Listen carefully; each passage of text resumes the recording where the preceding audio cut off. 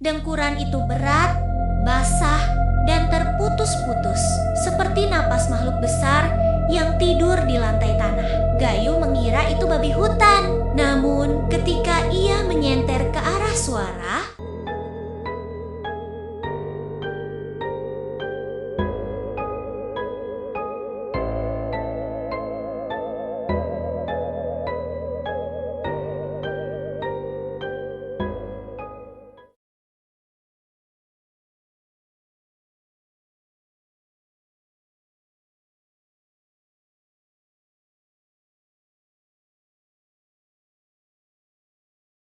siang itu seperti tergelincir perlahan, seolah matahari enggan benar-benar tenggelam. Langit masih biru pucat, namun ada garis-garis awan tipis yang menggantung kaku, seperti bekas cakaran kuku raksasa di langit. Angin berembus pelan, dinginnya merayap di kulit, tidak menenangkan. Justru terasa seperti sentuhan asing yang membuat bulu kuduk berdiri. Di balik ketenangan alam itu, dadaku bergolak. Jantungku berdetak tak beraturan, seolah tahu bahwa sesuatu yang buruk sedang berlangsung di dalam rumah itu. Sore itu, Gayuh, sahabatku sejak kecil, sedang menjalani ruqyah. Begitu melangkah masuk, atmosfer rumah langsung berubah.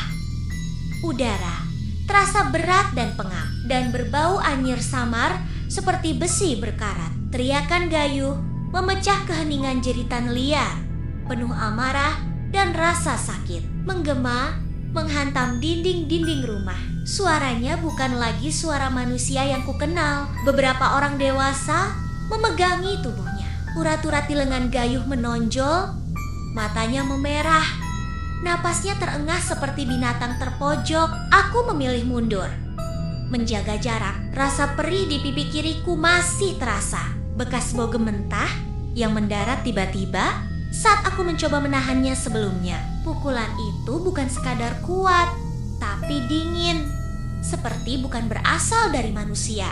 Pak Ustadz berdiri tegak di hadapannya. Suaranya mengalirkan ayat-ayat suci, ritmenya teratur, namun penuh tekanan.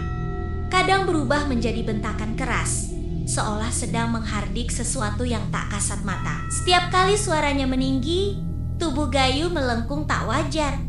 Punggungnya terangkat, rahangnya bergetar. Tatapan Gayuh membuatku menggigil. Matanya mendelik lebar, putihnya mendominasi, irisnya seperti tenggelam ke dalam kegelapan. Tatapan kosong, tapi syarat kebencian, seakan ada sesuatu di balik matanya yang sedang menilai kami satu persatu. Lebih dari 1 jam berlalu, waktu terasa memanjang, meregang, seperti benang yang hampir putus. Lalu, tanpa aba-aba, jeritan melengking keluar dari mulut Gayuh.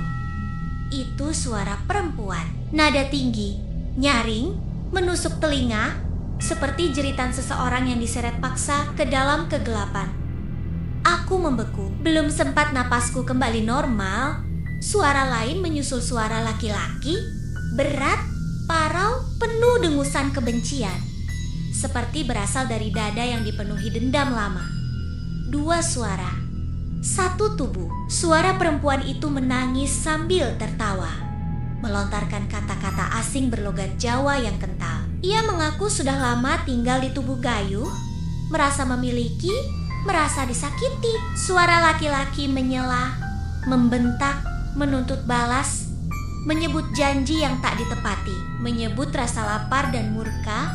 Aku merinding. Tubuh Gayuh bukan lagi miliknya ia, telah menjadi medan perang. Ketakutan menekan dadaku. Jika ini terus berlanjut, aku yakin bukan hanya tubuh Gayuh yang akan hancur, tapi juga jiwanya. Bahkan Pak Ustadz terlihat mulai kewalahan. Keringat mengalir di pelipisnya. Rahangnya mengeras. Dengan nada dingin dan tegas, ia meminta air putih. Pak Prayit bergegas. Gelas berisi air itu tampak biasa. Namun, saat doa dilantunkan dan ditiupkan ke permukaannya, aku bersumpah melihat riak kecil bergetar, seperti disentuh sesuatu yang tak terlihat. Begitu air dipercikan ke wajah Gayuh, jeritan perempuan itu meledak. Lebih keras, lebih putus asa, lebih benci. Pak Ustaz membentak, Suaranya menggema seperti petir di ruang sempit itu. Tubuh Gayuh meronta liar. Orang-orang yang memeganginya nyaris terlempar. Suara tulang berderak terdengar saat ia melengkungkan tubuhnya tak wajar. Lalu, perlahan, jeritan itu melemah, menjadi isakan, menjadi rintihan lirih. Suara perempuan itu memohon ampun pelan, serak, penuh ketakutan sebelum akhirnya lenyap, seolah ditelan udara. Kami semua terdiam, napas tertahan. Namun, ketenangan itu palsu. Mata Gayuh kembali terbuka. Kali ini, tatapannya jauh lebih gelap. Senyum tipis terukir di sudut bibirnya, senyum yang bukan senyum manusia.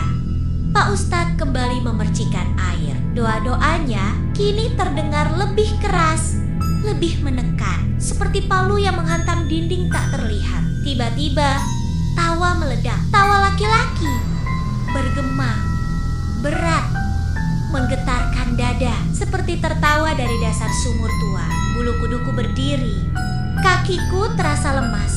Pak Ustadz tidak berhenti. Suaranya bertubi-tubi, ayat demi ayat dilantunkan tanpa jeda, hingga akhirnya suara parau itu berubah, melemah. Ia mengaku kalah, berjanji tidak akan kembali, tidak akan menyentuh tubuh Gayuh lagi. Begitu kata terakhir terucap, tubuh Gayuh ambruk, lemas tak berdaya, seperti boneka yang talinya diputus. Kami semua terdiam, menyadari betapa rapuhnya manusia saat berhadapan dengan sesuatu yang tak kasat mata. Gayuh kami bopong ke kamar, sementara Pak Ustadz berjalan menyusuri rumah, meniupkan doa ke setiap sudut, seolah mengusir sisa-sisa kegelapan yang masih mengintai. Senja turun perlahan, namun beban di dada kami belum juga pergi. Dan ketika Gayuh akhirnya bercerita tentang peternakan itu, suasana sore yang hangat perlahan terasa menyempit. Angin di teras rumah mendadak terasa dingin, seolah kisah itu sendiri membawa sisa hawa dari tempat yang ia ceritakan. Peternakan itu berada jauh dari permukiman. Untuk mencapainya, Gayuh harus melewati jalan tanah yang diapit sawah dan semak liar. Saat sore menjelang malam, suara jangkrik dan katak bersahutan terlalu ramai, seperti menutupi sesuatu yang bersembunyi. Di kejauhan, hutan rakyat berdiri pekat pepohonan sengon tua menjulang. Batangnya hitam, daunnya berdesir, meski angin nyaris tak ada. Rumpun bambu dan pohon pisang tumbuh liar, menciptakan bayangan yang selalu tampak bergerak meski Gayuh berdiri diam. Kandang yang dipercayakan padanya berdiri paling ujung, terpisah dari kandang lain, sendirian.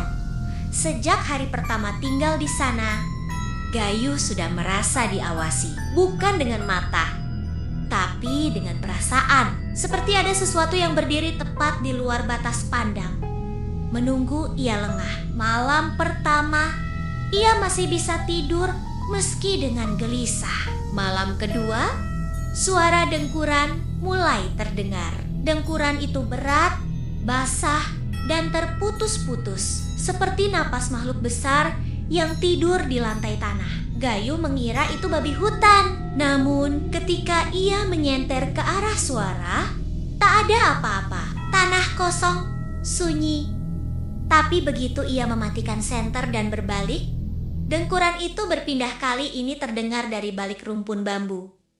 Malam demi malam, suara itu semakin dekat. Tak hanya dengkuran, kadang terdengar suara perempuan tertawa pelan, tertahan, seperti orang yang menutup mulut dengan tangan. Suara itu tidak jelas arahnya, datang dari atas atap, lalu berpindah ke bawah kandang, lalu lenyap tepat saat ia mencari sumbernya. Gangguan kecil mulai terjadi. Lembar pencatatan ayam yang selalu ia gantung rapi sering berpindah sendiri. Pernah ia temukan terlipat rapi di atas tempat minum ayam. Pernah pula tergantung di paku kamar mandi. Gayuh mulai berbicara sendiri, meyakinkan dirinya bahwa itu hanya lupa, hanya kelelahan. Namun ketakutan mulai merayap saat ia miam-mia berubah aneh.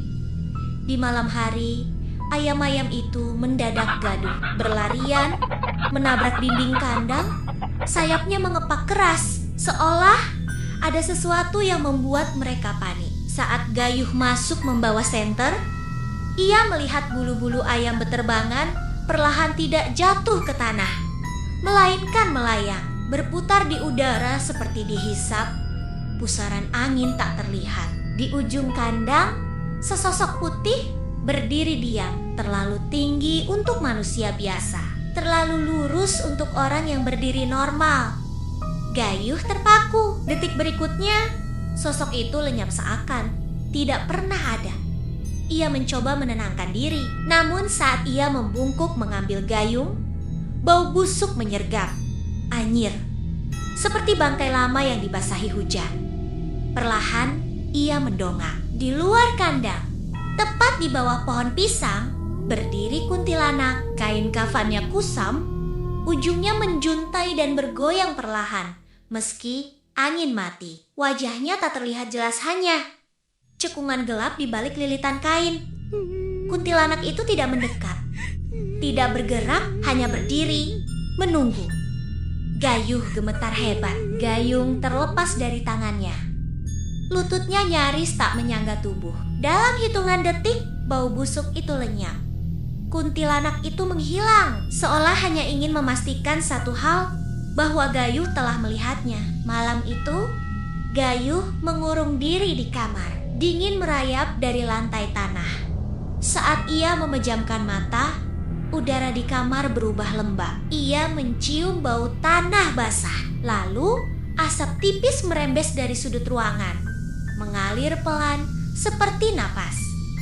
Asap itu menebal, membentuk tubuh. Sebuah kuntilanak terbujur di sampingnya. Gayuh tak mampu bergerak. Dadanya terasa ditekan. Ia ingin berteriak, namun suaranya terkunci di tenggorokan. Saat ia memejamkan mata lebih erat, kuntilanak itu menghilang meninggalkan rasa dingin yang menempel di kulit hingga pagi. Sejak saat itu, batas antara mimpi dan nyata mengabur. Bayangan Asih sering muncul di tengah malam. Wajahnya tersenyum lembut, lalu berubah pucat dengan mata hitam kosong. Rasa rindu dan kecewa bercampur menjadi kesepian yang dalam. Gayuh mulai jarang berdoa. Ia hanya ingin tidur dan berharap semua berakhir.